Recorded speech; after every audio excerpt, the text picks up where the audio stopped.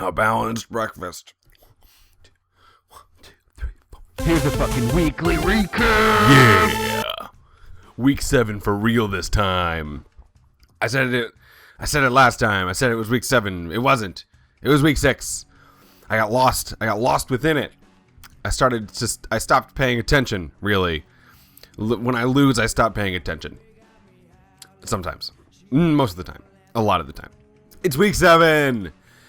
Everybody celebrate. Except for people who are losing on a really constant basis. Don't celebrate. Let's go to the standings. In the Puds division, Team Big Pebbles at 5-1, Rivermander Swamp Dogs at 4-2, Funny Beats 3-3, Shut Up Dylan at 2-4, and Crunktown Stompwomps at 2-4. But I feel like it's a moral victory more than anything. And on the scale of doing well for your fellow man, it's better. Chainsaw Pandas and the Suds leading it at 5-1. You guys talking about Dick at 3-3. McCarthy on your face. Cape Touch Chris at 3-3 to Squeakers. Football Abbey at 2-4, and Bangals at 1-5.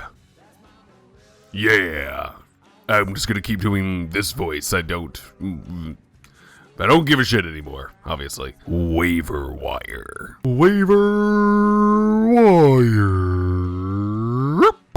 Ooh, Trent Richardson is on a team again. The man just does not reverse. Bring it back. The man just doesn't know when to quit. Nailed it. Danielle added Trent, dropped Sean Green. The Womp Womps dropped Matt Bryant, added Chandler Costanzo Arrow. Abigail picked up Dwayne Allen, dropped Dennis Pitta. The Womp Womps dropped Niles Paul, added the Browns.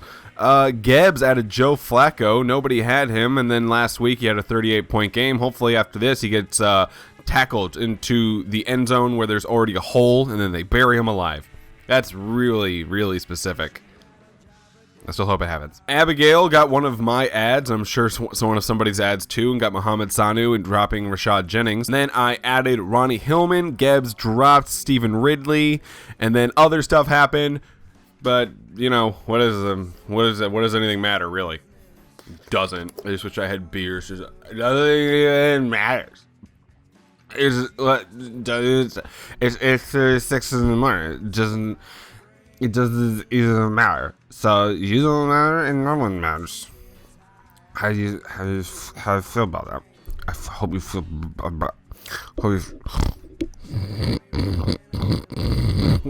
bad about it.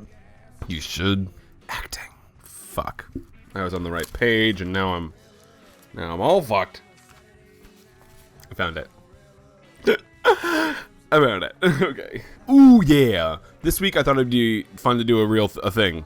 Right before I tell you about the last week and this week. This is the true standings. This is the standings if you only count points for. So if everybody was just in the standings based on the amount of points they got week to week, all put together and totaled, this is what it would be.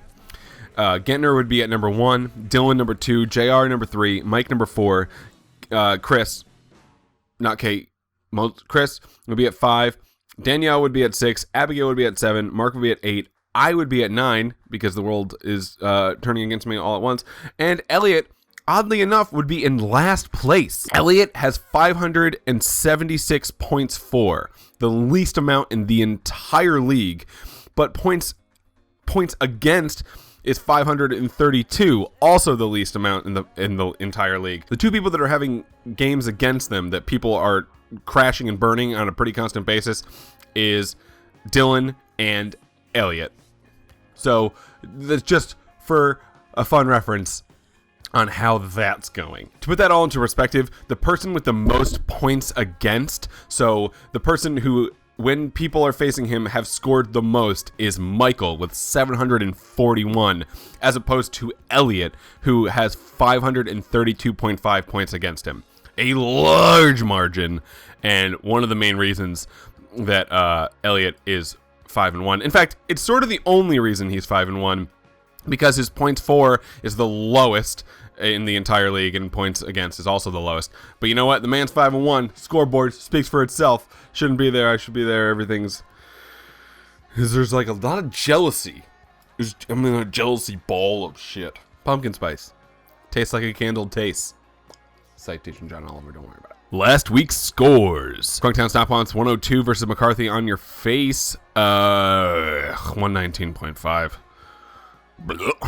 Bengals 114 versus the Squeakers 88.5, pulling out the win to go to 1-5. Danielle getting her first win of the year. Shut Up Dylan at 95 versus you talking about Dick at 141. 141 to 95. Gosh diggity, that is. Boy, oh boy. Team Big Pebbles 46.5 versus Chainsaw Pandas 97. Both teams crapped the bed. Both are now at 5-1. What in the why? How in the wow? How in the what in the wet? What? The person who got the most points on all of Elliot's team was Des Bryant at 8 points. 8 of them. Everyone else got less than that. So, wow, that's our leader. That's 5-1. He's 5-1. 46.5 points.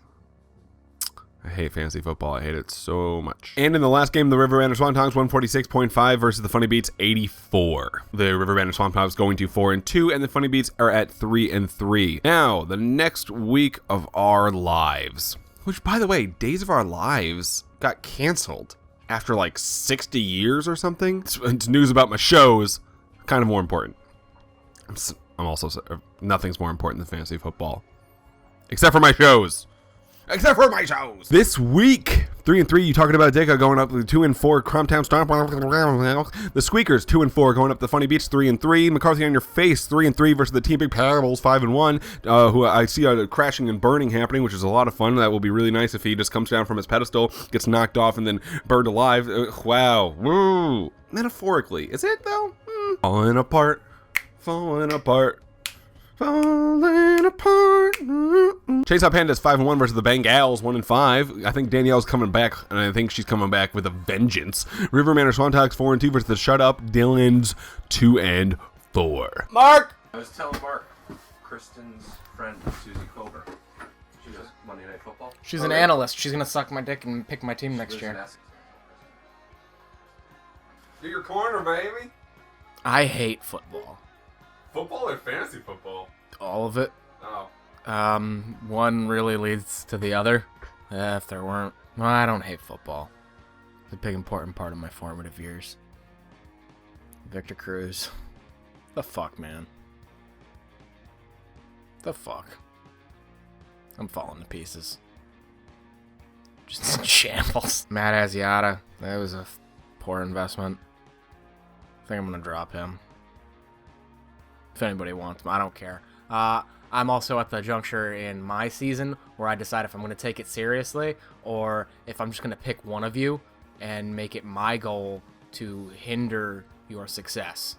Like on waiver wire, where I'm above you, I will take open suggestions. If anyone says, oh yeah, you've got, this spot in the waiver wire, go ahead and take this person so that Dylan doesn't get it. Or let's make sure that, Abby doesn't get another win and take someone she needs. I will purposely play poorly so I get high-ranking spots in the waiver wire. That's how waiver wire works, right? Yes. The worse you do. Yeah, that's what I thought. Figured that one out by myself. Fucking brain trust. Fucking guns for hire, ladies and gents. This gun's for hire. Fuck this game. And that was Mark's Corner. Brought to you by Prozac.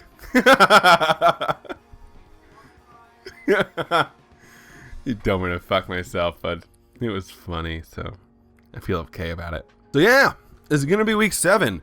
We're spread across the globe, guys. We got a player in, he was in China.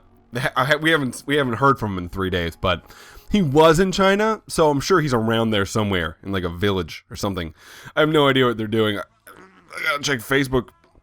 By the way, that person I'm talking about is obviously Elliot. Elliot is currently in Hong Kong.